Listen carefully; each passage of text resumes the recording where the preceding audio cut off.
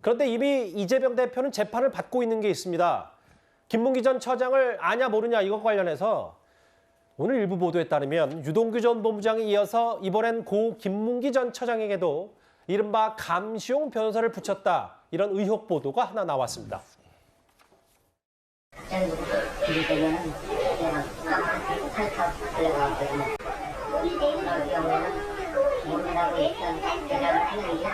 사실 모른다고도 안 했죠. 기억이 안 난다. 원론적인 답변은 돌아가서 보니까 의견을 하고 기억이 진짜 말도 안 돼. 실제로 같이 나가는데 골프 치시잖아요. 골프 치시죠. 도와주는 하는 잘안 되지. 이재명 대통령보다 낙마하면 그 캠프 쪽 인사들은 어떻게 되나요? 지금 보신 영상은 저희 채널A가 과거에 단독 취재했던 내용. 그러니까 이재명 대표 측이 김문기 전 처장 만나서 여러 얘기 잠시 블랙아웃이 있었던 것 같았다. 기억이 안 났다. 말하는 얘기를 하는 과정의 녹취를 한번 듣고 왔습니다. 근데 지금 만나볼 조선일보가 보도한 내용은 좀 다른 내용입니다. 구정처장. 네. 구정처장님. 왜 아버지를 적극적으로 도와주지 않았냐. 아버지는 버림받았다고 생각했다. A 변호사를 꽂아 넣은 것 자체가 아버지가 아닌 유동규를 도와주기 위해서 이용한다고 보였으니 고 김문기 처장의 유족이 A 변호사를 특정했고 그러니까 유 전 본부장 말고도 김문기 전 처장에게도 민주당 측이 감시용 변호사를 붙였다. 이게 의혹의 핵심이네요. 그렇습니다. 그러니까 일반적으로 이제 변호인이 그 검찰 조사를 받는 이렇게 피고인을 변호한다라고 하면 그 조사를 받는 사람의 입장에서 법률적으로 도와주기 위해서 그 법률적 조력을 한다 이렇게 생각을 하는 것인데 유동규 전 본부장도 그렇고 지금 김문기 전 처장의 유족의 어떤 증언도 그렇고 변호사가 와서 오히려 어떻게 진술하는지 검찰의 수사 진행 방향이 어떤 것인지 이런 것을 좀 알아보기 위해서 파악하기 위해서 변호사로 입회한 거 아니냐 이제 이런 의심을 갖고 있는 겁니다. 이제 그런 의심을 하는 이유는 혹시 이 변호사들이 이 실제 변호를 위해서라기보다는 이재명 대표 측을 위해서 변호인으로 선임하거나 활동한 거 아니냐 이제 이런 의혹을 지금 제기한 상태인데요. 아마 이것은 그 변호사가 실제로 그랬는지 안 그랬는지는 다툼의 여지가 있을 수 있지만 유동규 전 본부장이나 이 김문기 전 처장의 유족 입장에서 볼 때는 자신들을 위한 변호라기보다는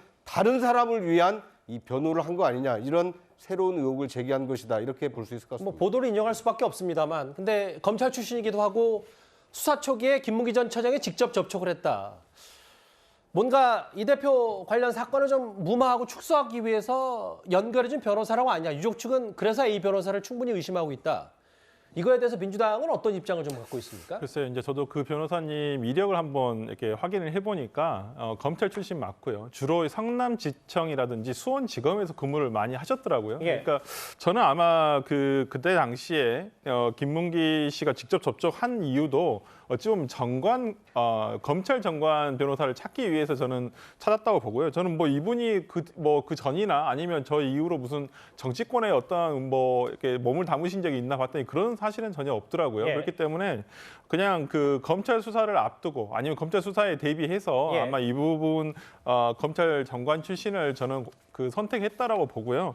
어떤 특별한 의도가 있거나 소위 저기 나오는 감시형 변호사라고 하기에는 이분이 그렇게 할 만한 중량감이라든지 이런 것들을 따져봤을 때는 이렇게 실제로 누군지 알고 계십니까? 네네네. 저는 누군지는 성함을 알고 계시고 한번 저도 이력을 봤는데 감시형 변호사로 하기에는 조금 중량감이 있으신 변호사님이고 그래서 저는 그렇게 조금 억측을 하기에는 조금 무리가 있다라고 생각합니다. 당연히 저희도 신중하게 접근할 수밖에 없어요. 왜냐하면 유족 측이 일부 언론 인터뷰에서 제기한 내용이기 때문에 다음 화면을 보겠습니다.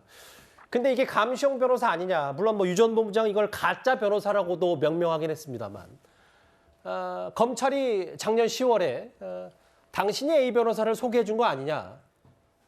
보도에 따르면 검사 시선 피하면서 진술 거부권 행사했다. 이걸 두고 무조건 감시용 변호사 단언할 수는 없습니다. 다만 이재명 대표 관련된 유 전 본부장이나 김문기 전 처장 유족들, 김문기 전 처장도 뭔가 이제 새롭게 본인과 접촉하는 변호사들이 마치 나의 진술과 여러 의견들을 이재명 대표 측 혹은 민주당과 공유하지 않았냐 이런 의심은 충분히 가졌던 것 같아요. 그렇죠. 그러니까 유동규 본부장한테 붙여졌던 이른바 경기도 자문 변호사라는 거 하던가 예. 그분이 와서 실제로는 그 이후에 행적들이 많이 드러났잖아요. 그 김의겸 그 민주당 의원하고 장시간 통화했고 그 이후에 김의겸 의원이 국회에서 왜 검찰이 회유하고 있느냐 이런 식의 질문을 했던 적도 있고 그다음 실제로 유동규 본부장 입장에서 보면 와가지고 자기를 위한 진술 변호라기보다는 자기가 어느 정도까지 진술하고 있는지를 알아보는 듯한 이야기를 많이 했던 거죠. 김의겸 의원과 그 해당 변호사들이 전화를 한 통씩 하긴 그렇습니다. 했잖아요. 예. 그 통화 기록 내역이 다 있기 때문에 이제 그런 비슷한 사정이 지금 김문기 전 처장의 유족에게도 똑같은 느낌을 받았다는 거거든요. 저는 이 부분이 물론 이제 팩트를 확실히 알아봐야 되겠습니다만 지금 조선일보에서 나온 것처럼 지난해 김용 부원장한테 검찰이 그걸 따졌고 김용 부원장이 그분의 진술을 거부했다는 것으로 본다면 예. 우리가 충분히 예상할 수 있는 게 이 대장동 일당 게이트가 처음 터졌을 때 유동규 본부장의 집에 있었을 때 휴대폰 던지라고 한 사람이 누굽니까? 그리고 또 야 쓰레기라도 먹고 빨리 응급실에 들어가라. 이 누군지 다 알잖아요. 정진상 전 실장과 김용 부원장이죠. 그러니까 예. 사실은 대장동 게이트가 터졌을 때 큰일 났다? 그럼 이재명을 지켜야 된다? 그럴 때 이재명의 최측근 김용과 정진상이 가장 먼저 필요한 핵심 인사들에게 전화해서 증거인멸을 교사한 게 분명히 맞는 거 아닙니까? 그 이야기는 다 지금 폭로가 되어 사실로 확인이 되고 있는 것이고 예. 그런 맥락에서 보면 그렇게까지 휴대폰을 버려라 어디 산에 들어가든지 뭐 쓰레기를 먹고 입원해라 할 정도로 증거인멸을 교사했던 거라고 한다면 당연히 그 이후의 단계에는 그 사람들이 구속되거나 했을 때 재판에 붙여졌을 때 감시용 변호사를 충분히 붙였음직하다. 라는 게 저는 정황상 충분히 이해가 되고 지금 유족이 입장에서나 유동규 전 본부장 입장에서 그런 것들을 진술하고 있기 때문에 제가 볼 때는 뭐 합리적인 의심을 충분히 할 수 있다고 생각합니다. 하지만 아직까지는 유족 측이 제기하는 의혹 수준이고 언론 보도를 통해서 알려진 내용을 저희가 일단 전해드렸습니다. 이 김문기 전 처장 관련해서 이재명 대표가 지난주 금요일에 두 번째 법정에 섰죠. 이재명 대표 측은 법정에서 김문기 씨와 호주 출장 때 보면 눈도 안 마주쳤다 이렇게 주장을 했었습니다. 관련해서 화면을 잠시 만나보고 오겠습니다. 안에 가면 천년묵은 고사리들 많이 있습니다. 사람으로 변신한 거 같아요. 죽었네. 복용들 갑니다. 근데 밑에서 일어나기는 애가 내일 아침 복용법이 있습니다. 씹지 마세요. 농약 뿌렸습니다. 자, 제가 먹는 법을 알려드릴게요. 자, 여기 와서 이거 하나씩 받아가세요. 네, 거짓말 좀 그만했으면 좋겠다 말씀을 드리고요. 2인 카드 2대 빌려서 하나는 제가 쓰고 하나는 이재명 지사를 보좌하기 위해서 김문기가 직접 몰면서 해줬고요. 그런데 눈도 안 맞았다는 도저히 납득할 수 없는 상식적으로도 없는 말씀하시는 것 같은데 지난주 금요일에 저희 뉴스탑10에서 짚어봤지만 양측의 핵심 증언은 이거였습니다. 이재명 대표 측. 이재명 대표와 김문기 전 처장 두 사람이 한 번도 눈을 마주친 일이 없을 것이다. 특이한 점이다. 유 전 본부장 얘기는 두 명만 탑승할 수 있는 카트를 썼고 해외 골프 특성상 이걸 모를 리가 없다. 거짓말 좀 그만했으면 좋겠다. 근데 당시 재판부가 얘기했을 때 지난 최근의 공판에서 그렇고 셋이 골프를 졌다면 이 대표가 기억에 남을 만한데 이게 눈을 마주친 일이 없다는 이 법적 반박에 대한 여러 논란이 좀 있는 것 같거든요. 저는 이재명 대표가 변호인을 잘못 선임한 것 같습니다. 이게 굉장히 생각해 보십시오. 9박 11일 동안 눈을 안 마주쳤다? 그럼 이재명 대표는 계속 김문기 씨를 피해 다니면서 눈을 안 맞추려고 다녔을까요? 그리고 밥 먹을 때 항상 눈을 피해서 다녔을까요? 그러니까 골프 치러 갈 때도 그냥 계속 먼 산 쳐다보면서 말을 했을까요? 그렇지 않은 사진도 있어요. 서로 이게 나무를 붙잡는 장면도 있습니다. 자, 그때 그럼 눈을 안 맞추셨을까요? 말이 안 되는 이야기죠. 어떻게 9박 11일 동안 같은 10명이 이제 같은 공무원들끼리 가면서 어떻게 눈을 안 맞출 수가 있습니까? 자기가 봤습니까? 말이 안 되는 저는 이 변론을 하고 있다. 그러니까 이게 신빙성이 떨어지는 거예요. 왜냐, 저렇게 이야기를 하면 아마 재판부가 뭐라고 그러겠습니까? 이거 무슨 변론을 저렇게 하지? 라고 생각할 거 아니겠습니까? 아니, 저렇게 오랫동안 기간 동안 사진도 찍고 손도 맞잡고 저럴 때는 눈을 안 맞춘다고요? 저기 어디를 쳐다보고 있죠? 저는 저거 자체를 변호인이 저걸 변론한다는 것 자체가 기본적으로 저는 이게 기본이 안 돼 있다는 생각이 들고 더군다나 본인은 뭔가 상관없다, 모른다는 걸 강조하게 사는 것 같은데 저런 식으로 해갖고는 저는 이 변론이 안 된다고 생각합니다. 더군다나 골프를 5시간 동안 치면서 유동규 씨 따르면 그렇다는 거 아니에요? 예. 16홀까지 갔다가 더 치고 싶어서 11홀로 갔다는 거 아니겠습니까? 가서 일부러 쳤는데 뒤에 있는 이 외국인들이 문제제기 하니까 일본 사람인 척 했다가 서로 웃고 하고. 일단 유던 본부장이 그렇게 그렇죠. 주장을 하긴 했어요. 그렇다는 거 아니에요. 그게 사실이라고 그러면 그때도 눈 안 맞추고 그냥 옆으로 보면서 웃었을까요? 저는 정말 코미디 같은 변론입니다. 이현정 의원이 그 눈도 안 마주쳤다라는 변론이 변호사 잘못 선임한 것 같다는 얘기를 하셔서 설전 변호사께도 질문을 드려야 될 것 같아요. 네. 그러니까 이 부분은 이게 전체적으로 제가 변론 내용을 제가 정확하게 보지를 않아서 뭐 정확하게 보도된 내용만 제가 가지고 판단을 해본다면 이렇게 되면 조금 그 질문을 잘못 이해한 게 돼요. 그러니까 검찰에서 주장하는 것은 안다 모른다. 근데 기억하냐 모르냐가 그거거든요. 예. 근데 이렇게 돼 버리면 그러니까 검찰에서 주장하는 것은 같은 날 같은 시간에 그다음에 같은 공간에 있었는데 왜 기억이 안 난다고 하는 것이냐라는 걸 묻고 있는 것인데 이재명 대표 측에서는 아니 만난 적은 있는데 내가 기억을 못 한다는 거였거든요. 그런데 지금 변론의 요지가 만약에 눈도 마주친 적이 없다. 그러면 검찰에서는 눈 마주친 사진 제출해버리면 이재명 대표 측에서의 저런 변론 자체가 먹혀들지가 않거든요. 그러니까 설 변호사님도 이 변론 자체가 별로 그렇죠. 좋아 보이지 않는다는 얘기예요. 지금 예. 저 말에 대한 답은 뭐냐면 그러면 제가 예전에도 방송에 그런 얘기 한 적이 있는데 예. 검찰에서 김문기에 대해서 그 질문이 일면식도 없었습니까? 라고 한 거에 대해서 저는 모른다. 안 사실이 없다라고 한다면 저 답을 해야 돼요. 예. 그렇지만은 지금에 와서는 저게 뭐 전체적인 변호인의 취지가 저게 아니었다라고 저는 생각이 듭니다만 예. 아마 그 전혀 이렇게 기억을 하지 못한다는 것인데 그러니까 눈을 마주쳤다는 것도 뭐 해석의 여지가 있죠. 우리가 눈을 마주치고 뭘 하는데에 따라서 하는데 뭐 사진상 보니까 없더라라고 얘기를 예. 하는 건 아닌가라는 생각이 좀 아니, 듭니다. 굳이 또 한 번 질문을 드릴 수밖에 없는 이유가 왜냐하면 뭐 곤란하셔도 왜냐하면 이 자체가 조금 변론이 부적절했다라고 말씀하셨으니까. 근데 네. 이재명 대표 측에 변호사만 있는 게 아니라 이 대표 본인도 변호사 출신이고 이런 사건들 많이 했었을 텐데 네네네.